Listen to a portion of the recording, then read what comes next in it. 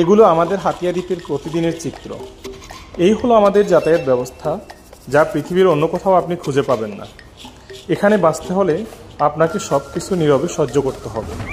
আর যদি সহ্য করতে না চান, হয় আপনি এই দ্বীপ ত্যাগ করুন, না হলে আপনি অন্য কোনো উপায় নিজ থেকে তৈরি করুন। আমরা চাই এই সমস্যাগুলোর সমাধান হোক, ইতিবাচক সমাধান চাই। আমাদের জন্য 2টো চিটাক বরাদ্দ করা হোক, প্রতিনিয়ত এগুলো যাতায়াত করুক, অথবা দ্রুততার সাথে আমাদের জন্য ফেরি ব্যবস্থা করা হোক। তবেই আমরা এই কষ্ট থেকে মুক্তি পাব।